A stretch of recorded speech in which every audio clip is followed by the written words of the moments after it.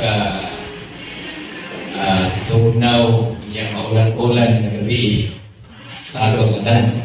Ngayong gabi Primero gabi sa ato week of prayer.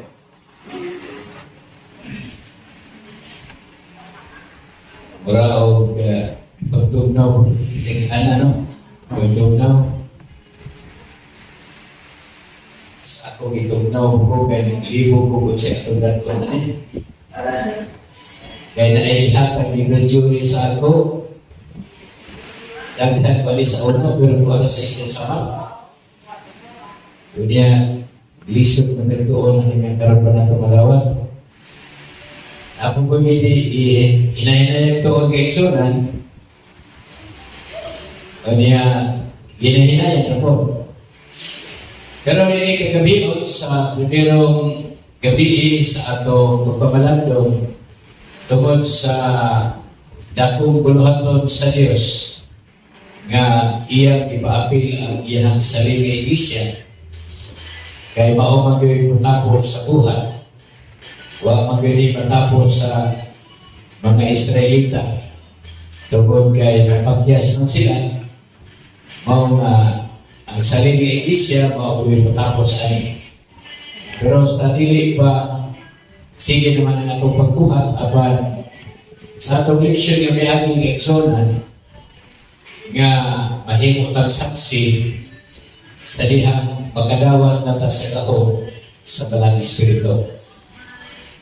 Sumala sa atong leksyon sa miyagi sa buhat kapitulo 1. O kunya kung makadawat na sa kaong sa Balang Espiritu, mao na'y mahimo na dahil ko patod pa, himuon ko kamo ng mga saksi sa Jerusalem. Ano ang Jerusalem ang ginigiksonan? Magdinhigod sa nagyod sa sulod, sa katawan sa Diyos, sa sulod sa panimalay. Kay murag lisod kayo ang iksonan nga muadto ta sa gawas nga ang sa sulod kanang doon na pa'y suliran. O na nga nag-ingon ang balang kasulatan na set your house in order. So ato sa susihon, subayon ang atong panimalay, atong kaugalingon sa dili patamo ato sa gawas. Mao nga usap taning kamayang higayon kay importante magyud sa Santa Sina nga igsunan na agyoy week of prayer. Nya doon na gidatay tema. Kung sa'y tema anak ato pagkabuhaton na partida karon wala ba?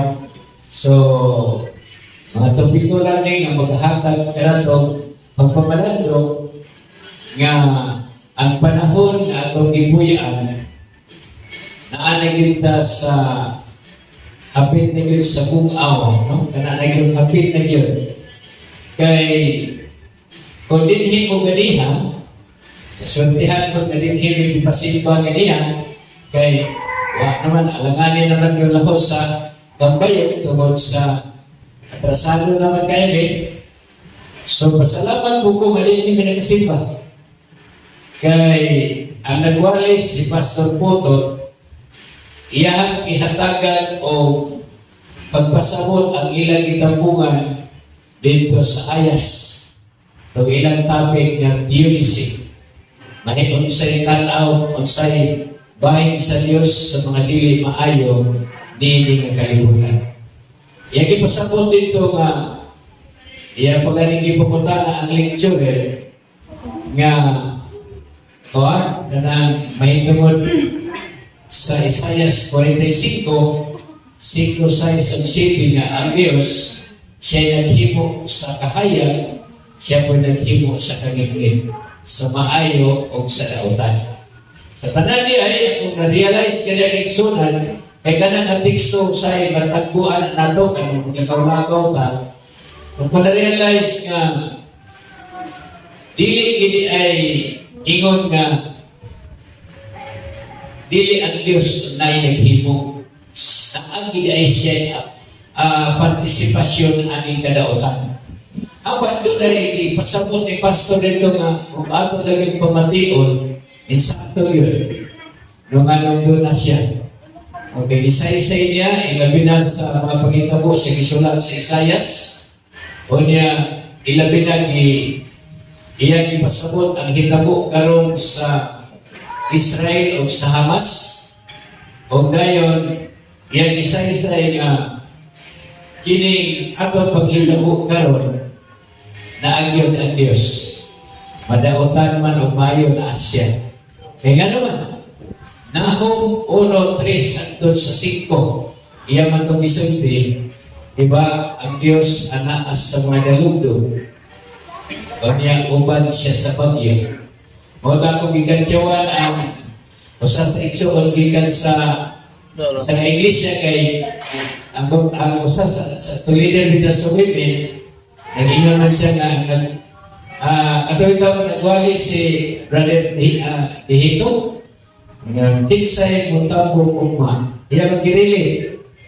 Na, kung niya nga, huwag yung bagyo. Niya kaya nakito ng mga bagyo. Dili kay sa bagyo. Dili di ay rason kay iksunan uli kay na. Kaya nga naman, nga ang Diyos siya ay ang iyahang namana sa Nahum nga ang iyahang dalan anaas sa mga bagyo. So, naagyon. So, ako i-analisa ang isulti ni Pastor na giday, di man po paingon nga huwag siya apil kay siya may nagbugna sa tanan sumala sa Isayas. Alam ko, giganahan din sunan yun sa explanation, ilabi na nga iyang decide ang Israel o Hamas. Ako lang i-apil kay sunan no kay wa man tay specific yung topic. Mga ano lang yun po ma-inspire ta, manasig ta kay kanang hitabo karon sa Israel. Nasayad man ta, di naman ta inosente sa kaagi sa Israel. Nga ang kasaysayan sa Biblia may tungkol sa Israel. Kanang nagsugod yun na ang Abraham. Gikan kang Abraham, nasayad man ta pilay anak ni Abraham, niya pilay iyang apo, pinaigikan ni Anto na hinumdum ta, nahimong captive ang Israel sa Babylon. Yang hinumdan ni Anto, usa sa hinumdan, sumala sa giingon ni Isayas, 25 versikulo 5 o 4-5 man siguro ni Higsonan, nga doon ay tamna ni Isayas nga ang Babylon makaptive yun. No, ang katawan sa Diyos mahimong captive sa Babylon. Nga mahimo sila dito, ang uban mahimong mga yunoko, mga bantugan. Yan prosper ang kaliwat ni Abraham sa dihan si Jose dito na sa Babylonia. Mga human ito, ang record ay sa mga kasulatan, gikan itong panahon na 70 katuig sila. Diba? 70 man katuig ang ilahang captivity.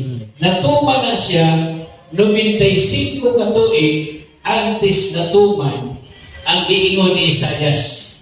Kay gikan kang hari Hezekiah, ika-13 nga hari, dito na natuman ang isulti ni Isayas sa paghari na ni Jeroboam, ika-18 kahari. 95 ka katuigan, antes nahitabo na nakaptib ang katawhan sa Diyos dito sa Babylon. Taas man kay kasaysayan. Nahibalo pa sa diyang naulig na abot sila sa Ehipto. Di ba? Pila ka katuigan na abot, naulipon sila sa Ehipto. Sobra 400 ka katuigan. So ang iyang ayuda ay nagbibiyaan, wala na sila dito. Di po ito magkaingon nga wala na muyo, kay daghan yung mga tribo kaniadto. Samtang sige kong sumbay sunod sa hitabo karon sa Israel, daghan ang mga tribo dito ang ipuli, lain-lain na sila distansya na. Kunya, pero ang nagkaayo lang kayo nag-isaan ang Diyos. matud pa ni Netanyahu nga ang among amahan nga si Moses. O iya yung giangkon nga si Moses sa dito siya nag-atubang sa duhang ka bukid.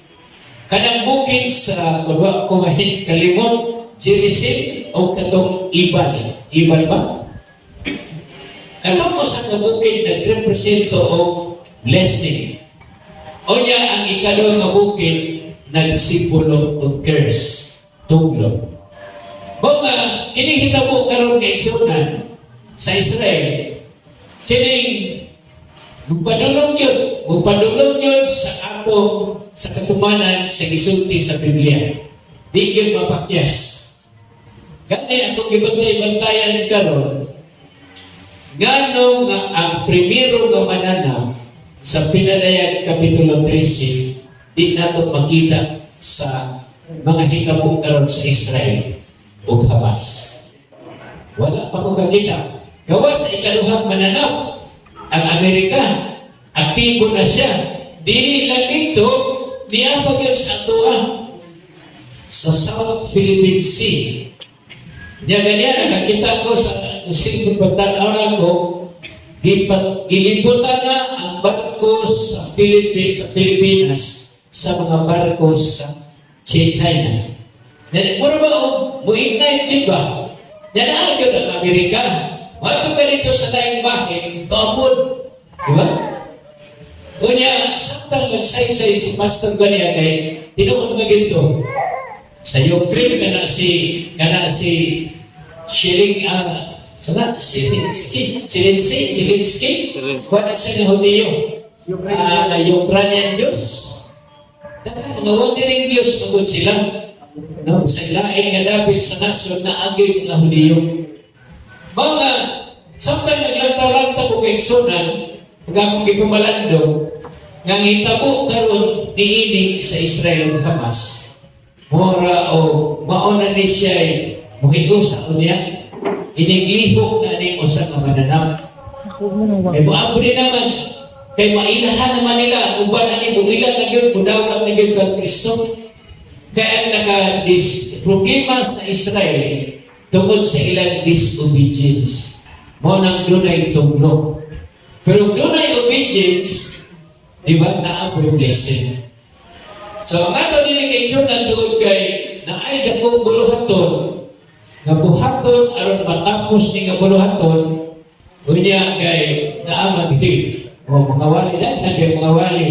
Jadi sa to agaron naapod mga ihatagan ta og mga pamaagi kung saan nga ang buhat at ang maapilan.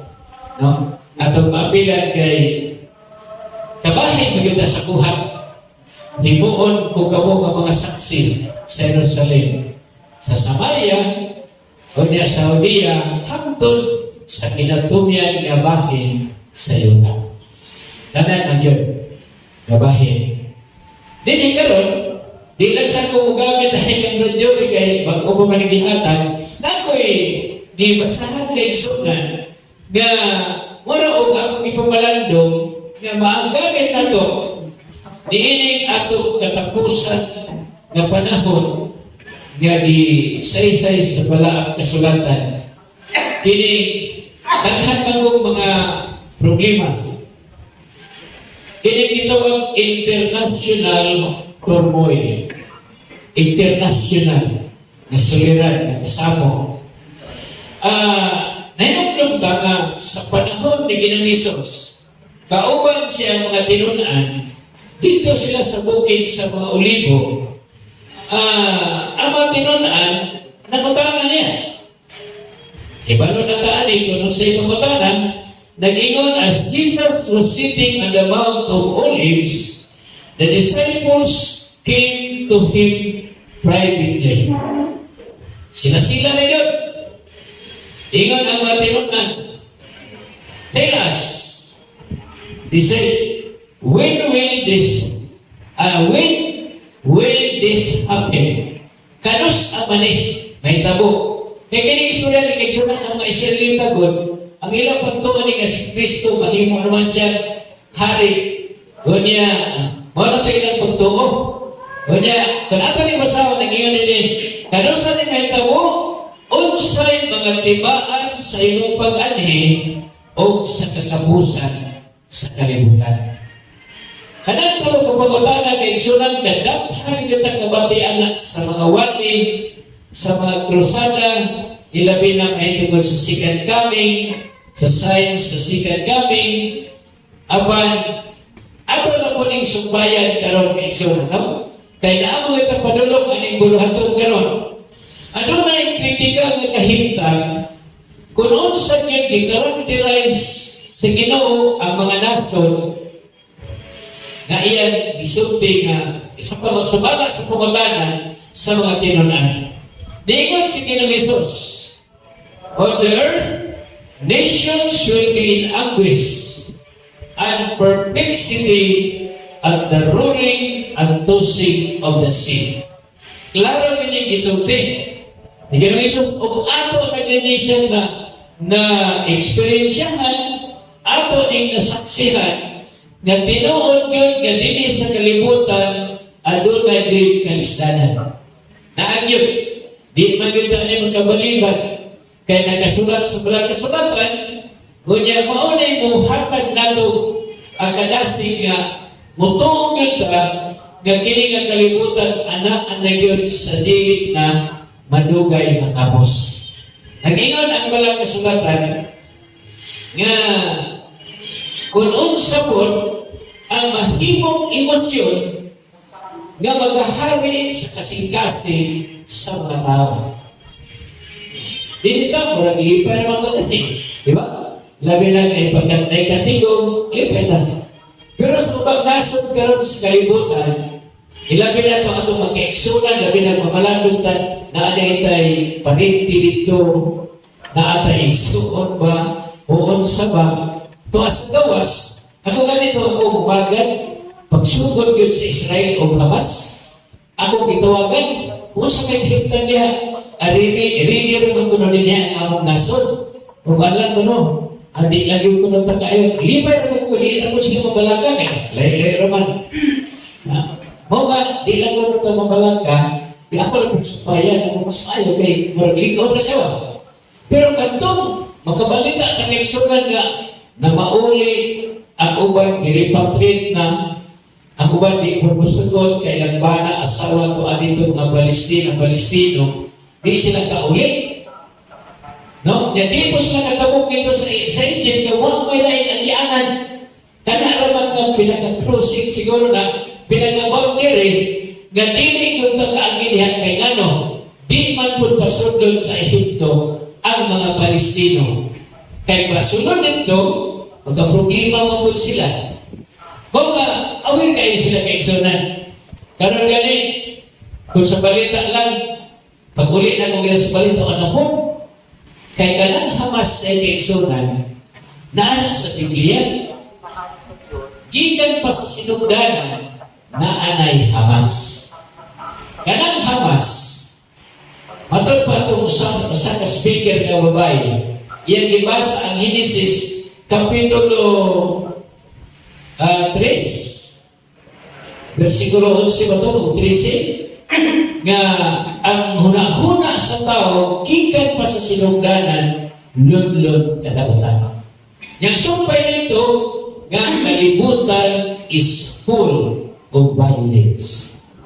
So, ingon ang babae, hibalo mo mag-un sa violence? Digminaw ko. Isa ang Hebrewhanon nga pulong kanang kahulugan violence sa Hebreo anak di ay is Hamas. So Hamas na yung violent, tama yun. Grabe yun ang Hamas kay October 7 sa ilang iatake ang Israel ito kay Sabaduman. Hibaduman sila nga wak yun. Kay grabe yun kay stricto ang mga Hudiyo may tungod sa Sabado. Pakigayan yun. 1,400 ba ito? Ang nangamatay, bata, babae, lalaki, mga sibilyan. So grabe yun. Mga nitong namatay ko kang Netanyahu, ingon si Netanyahu, gamit sa Biblia, ingon si Netanyahu, I will use a text in the Bible. Yung isay ang Ecclesiastes. There is a time for peace and a time for war. Ingon dahil siya, now is the time for war. Grabe yun yan. Biblia ba kinadadjust lahat ng gamit? O hindi ato makita na dili basta-basta yung maniyo di yun. Samtang nag-diskurso sa kaigsunan dito sa podium sa United Nations, din na mahadlong bitaw, iya pagyon kusabi niya ang Iran. Yung ato ipagyon ang Iran niya mau mag-support ko. Kanang mga kagabitan, iya isa-isa dito. Mga kinahanglan daw ang Iran, iya ginagpunungon. Di magimahadlong ang Israel. Hinumdota sa 7 ka mga nason na naging-away batok sa Israel. Unong rin sila kadto. 6 days war. Walang Iran karon, iyan ang isaway ang Hamas. Di na bahala na kung di naman labot ang Iran. Kaya hibalo magiging sila ng Israel, doon na siguro sila ang katawhan sa Diyos. Batul pa ni Pastor Ganihan, tinuod na ang ilang pagkapinilig na nason, nawala. Pero ang ira lang pagkapinilig. Pero bisan pa, nahitabo tagawa sila mo tuo ang Diyos na agihapon sa Israel. Pero, iba na naman takon, sa atong batin karon, kita naman ang spiritual Diyos sumala sa ingat sa Biblia. No? Nini kagabion, murag nali akong mo adto ko sa itlabo sa akong nabasahan, nabatian sa pero kabahin na ni kaigsunan, aron lang ito madasig atong kaugalingon kay mapil mo ito sa kuha. Kaya ingon sa Biblia, kung atong pamalandungan ang giingon sa pinadayan, pag ingon sa ikaduha nga anghel nga, Babylon is falling that great city. Fall na ang Babylon, spiritual Babylon. Pero pag abot mo sa 18:4, ingon po ang Biblia, come out of her, my people. Napuka naman ang Babylonia. Gawas ka mo mga tao ko. Subok ipasabot kay Sunan na ay katawhan ng Diyos na asa Babylonia. Balon man tayo sa Babylonia karong panahon na. Dili na itong Babylon. Nakaraan kay wak na ito. Sumala si Isaias, di naman tungkuyan. No, 60 na siya milyas gikan sa south of Iraq, mota original na Babylon. So kanang Iraq karon, mura kabayan nila siya pero dili na siya original. Katong 60 miles gikan anang Iraq karon, mao gito original. Nga nabukag na sumala sa giingon sa usa ka archaeologist nga iyang giadto ang Babylon. Dituo siya o sa gisulti sa Biblia. Huwag pasabot kay Sunan kay pagkausap man ang mga katawhan sa Diyos, kiniingon si Samuel na ang pamoy daghang karnero gawas ini nga tuloy. Na ay daghan. Asa man ang mga karnero ka? Naa sa Babylon. Naa sa kalibutan. Magkabati sila sa kuntingo o musunod sila kanako. Asa man pagkabati o di po na sila pabation. Diba? O ginagawa na gibuhat. Doon na gibuhat aron ang tao magkabati o niya sa ilang napatian magkahimok sila sa pagsunod. Nag-ingon din ni Sunan niya ang Biblia niya ay naghahatag ka na itong punto sa inungdan nga ang kinig kalibutan na asa kasamo sa katapusan ng mga adlaw. Kini nga itong panahon karon, itawag ng katapusan ng mga adlaw kay kanang time of the end, sumala sa akong na diskubrihan sa mga seminar at matambungan nga ang time of the end start sa 1798. Atong sa 1260 years na prophecy. From 538 to 1798, diyan ang nag-start. O yan, nag-ingon din sa parang kasulatan, Kanag-ingon dito ni San Pablo sa taga Timoteo, Kapitulo 3, nag-ingon na, but mark this, there will be terrible times in the last days. Tanan ng nahibawan. O niya, nag-ingon pa siya, people will be lovers of themselves. Tinuod yun siya. Kanang sabong karon sa kalibutan, hinungdan na begini, posible na meron ng kwarta na Francis. No? Kaya ka naman gira-gira, kaya so lipay kayo ng mga nasod na ng armas. Lipay kayo Amerika na, oy, ano man? Agad na siya mahalin. No, may bayad ng inagipagsuporta ng mga buba, mga rockets. Kaysa una, panapana mo man sa na, magkawagkaw, espada-espada. Karon lahi na. No? Lahi na. Itong isunto sa kaging gabi nga kada ilang mga drone, nga kanang ilang mga robots, matingalang kanang mga armas sila. No? Kanang itawag ng Scud missile, kanang ICBM, Intercontinental Ballistic Missile, nga kanang karon sa Israel, nga huwag isama sa ilang armas, kanang itawag nilang, kanang, sabot ito, kanang armasa nila, nga Iron Dome, kung sa kanang, isa-isa yun ang ni Netanyahu ang iksurat ang contribution sa Israel sa kalibutan. Sa science, sa communication, sa farming, daghan kayang isgutan. Giunsa nilang Israel na disyerto na himong mabungahon nga umak. Grabe yun ang ilang agrikultura. Isa-isa ito ni Netanyahu, unsa ay natapag sa Israel sa kalibutan. Mga, ato kayong makita na ang kalibutan na himong problemado tungod rin po sa tao. Kay may gugmaon sa kaugalingon, kunyan sa pa, lovers of money. At yung money, sa buwan din nalagyan mo, muundang lang po, apil sa buhat, kaya makita kwarta, hindi na sa mga matol pa ni Pastor Garina, mabuhi man kang mamatay, iya kasi Ginoo. Patay ng kabuhi, basta niya si Ginoo. Bahala na ng bagyo kay naama niya ang Ginoo. Kanang unsam na mga pangitabo, ang importante lang, naagita si Ginoo.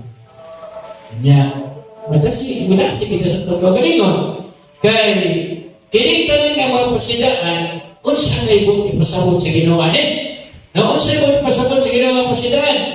Ingon ang Ginoo sa 2 Pedro 3, since everything will be destroyed in this way, laglagon yun yung kalibutan kay Sonan, so unsa man nga mga klase kamo sa mga tao. Right, nagtutong Biblia nga, magkinabuti, you ought to live holy and godly lives. Mo, ginito yung sige nga, naiya pa sila nga mahitabo pa gini, unsa kaya nga niya itong buhaton. Kinanglan ka mo magkinabuhi nga balaan o Diyos nun. Diyos nun, samtang ka mo nagatanaw sa adlaw sa Diyos aron sa pagpadali sa iyang pagani. Ang magkapadali diay sa pagbalik sa Ginoo kung mahuman ang buhata, daghan ang madala sa iyang tiilan. So, di pa po din hitabo, ito sa kumari. Di ba yun? Kaya, kung magtuon na nga ang kalibutan, mag-convert ni tanan, kaya nang-ingon man sa Mateo 24:14, and this gospel of the kingdom shall be preached into all the world for a witness unto nations, then the end shall come. Pangutahan na din ni Kekson, ang mutana siya na tinibaging walis di mo kalibutan, may mutapos kalibutan, dili din.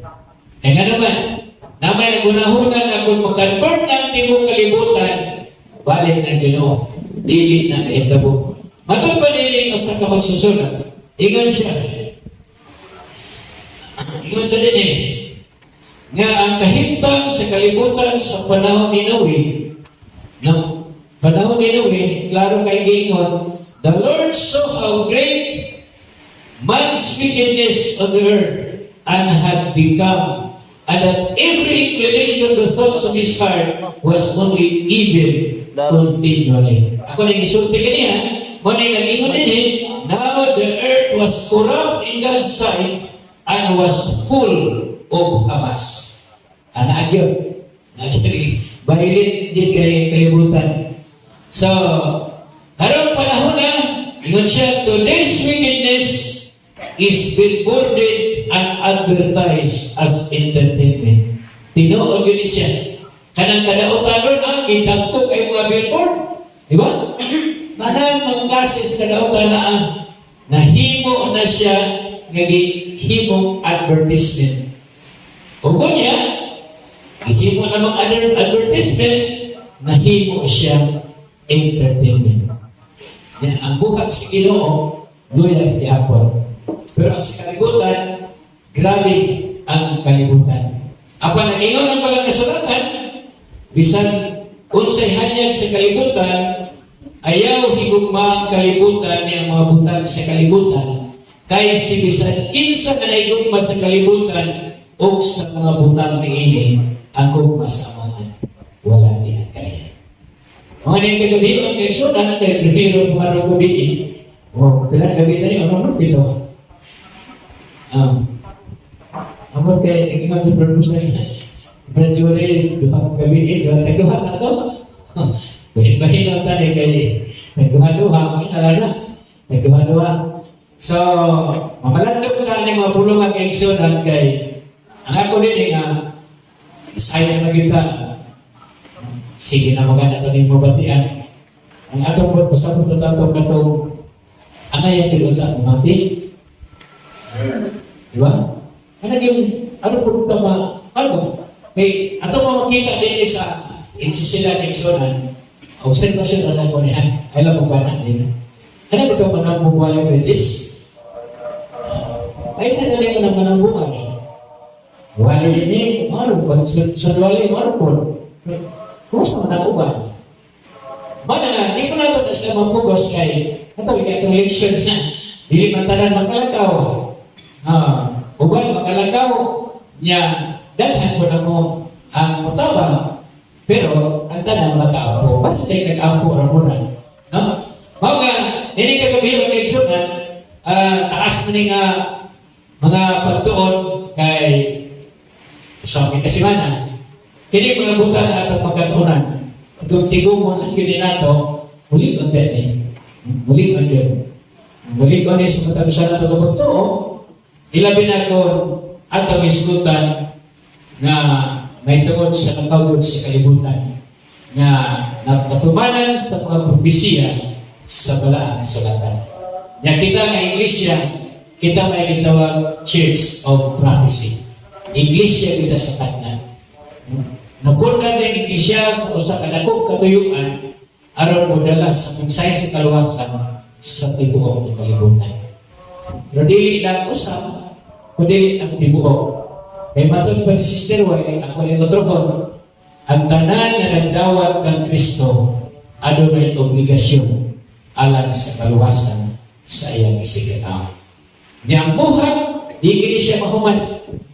Ingon pa ni Sister White, the work of God in this earth will never be finished until men and women comprising the whole church, together with their ministers and leaders, rally to the work. Mag-rally kita ni. Pero, isulti man ang Sister White, will never be finished. Dili kito kayos. So, ano naghimo tao, way to prayer, aron atong mapamalandong ang atong mga katungdanan, atong mga obligasyon sa atong pagpanalagad sa maluhaton po sa Diyos, sa tuyo o tungo nga matapos di kuhatan aron ang matagusan nato sigurado makaangkon sa kapaulayan sa gisaan sa Diyos kinabuhi na walay katapusan. Atong pag-apo ni kagabion nga gikan karon atong sa sunod pang mga gabi magkapamalandong ta sa atong kasadag sa atong obligasyon na maapil sa buhat aron tayo matapos. Ang Diyos magtubay ka. Amen.